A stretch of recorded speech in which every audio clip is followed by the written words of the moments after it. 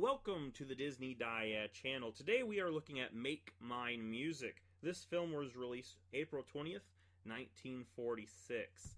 And this one is in the same vein of Fantasia. You have multiple shorts making up the entire film. This one's actually very hard to find. It is actually not on Disney Plus, and we'll actually get into that a little bit later. But yeah, this one I actually had to go on YouTube and find the individual segments and watch it that way.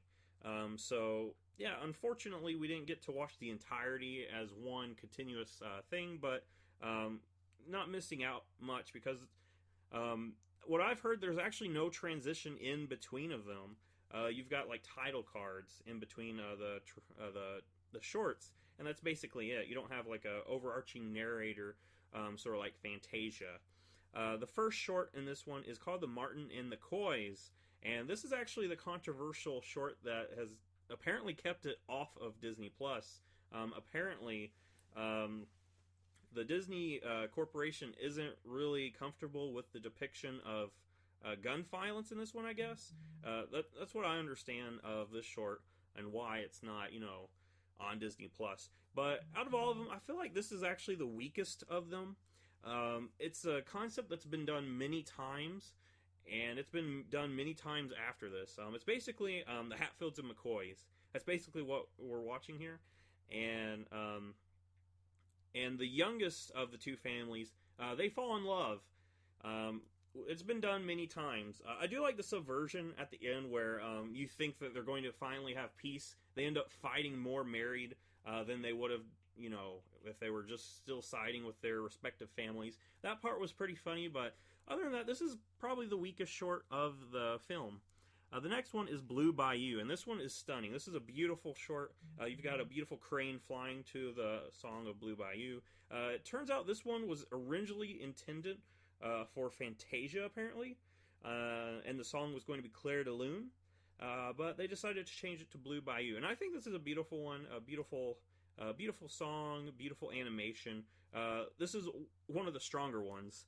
The next one after that is Cats Join In, and I think this is a really nice transition from, a soft, gentle, beautiful to a very jazzy, fast-paced song with a lot of, cool animation.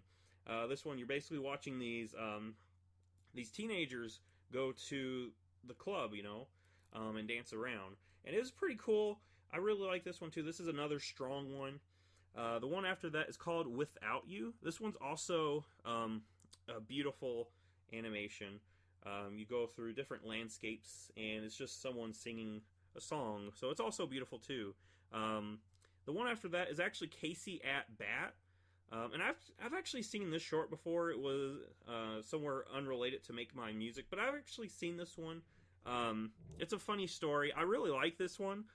It's pretty comedic. You have Casey, who is this baseball player. Everyone's terrified of him, but he's so full of himself that he ends up causing his team to lose when they had a really good chance at coming back at the end. The next one's called Two Silhouettes. This one's also beautiful. You've got two dancers, and they use some sort of animation technique where they basically animated the dancers so when you're watching them in cartoon form, they look 3D pretty much. They're just the silhouettes though, but you can still see depth to how they move, and it's really beautiful. It's really cool.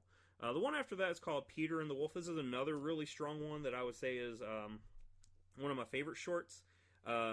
This one, it's basically got the narrator who's telling us the story to help us go along in the story. And it's about this kid who, goes out to find a wolf.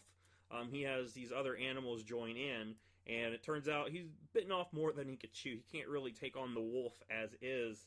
And I really like this one. I've actually never seen this one before. I should have probably said that. Make My Music is actually a Disney movie I've never seen before. So when the duck, quote-unquote, dies, I actually didn't see... I actually thought maybe it was real, What actually helped sell that was when the quote, when the duck quote unquote dies, you actually see it going to heaven. That was a pretty clever thing. It's actually Peter imagining the duck going to heaven, but for the audience, it makes you think they're looking up and seeing the duck. So that way, it really convinces you at that point, because I thought maybe the duck's still alive. Then they showed that, and I was like, oh, usually in animation when they show that, that means the character's actually dead. But no, it was a fake out. The duck still is alive at the end. And I've never even seen or heard the story of Peter and the Wolf. I've heard about it, but I've never experienced watching it. So I guess the duck lives. There might be other versions where the duck dies. I'm not totally sure. One after that is called After You've Gone. And this one's pretty interesting too. I really like the free flow style animation.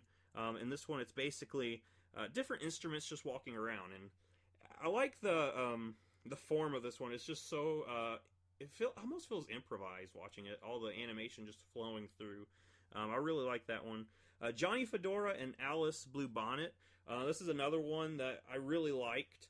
You're basically watching this Fedora go through, life after his lover, the bonnet, got sold, and he's hoping that he will come across the bonnet somewhere out in the world. And you basically see him trying to find her.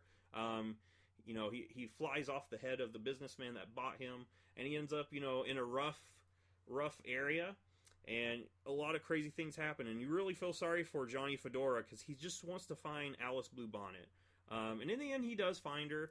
They end up being horse hats, which I thought was pretty cute, because, when you see them snip off a part of the fedora, you're kind of worried. You're like, oh no, something bad's going to happen to him. But no, they just snipped a spot where the ears of the horse can go through. And they did the same to Alice Bluebonnet, so now he gets to be with his love. The last one is The Well Who Wanted to Sing. And I think this one is probably my favorite out of all of them. It's a really, really nice story. I really like the story. It also has a really sad ending. I don't want to spoil it. I already spoiled some of the other stuff, but this one is really cool. I like it. It's basically this well who can sing very well. This opera singer thinks that maybe the well swallowed a famous opera singer that he could get like a record deal, not really a record deal, but a contract to, and discover. So this opera singer guy, the talent agent, he goes out and in his mind, he's going to shoot the well, save the opera singer, and make a lot of money. But yeah, that's basically a run through of all the things. This one has a lot of really solid sections. My top 5 were The Well Who Wanted to Sing, Peter and the Wolf, Cats Join In, Blue Bayou, and Johnny Fedora. This one has really strong ones. It also has like some weaker ones, but the weakest one is probably Martin and the Coys, and you could just skip that one. It's a concept that's been done before, and it's unfortunate that this one is actually not on Disney Plus. I feel like they should put it on there just for posterity reasons. They could even clip out the Martin and the Coys, and it would be perfectly fine. And hopefully sooner or later they might end up doing that. But this one, it's worth a watch. It's got a lot of really good shorts in it. I enjoyed it. And we'll end with that. Next time we'll check out Fun and Fancy Free. I'll see you then.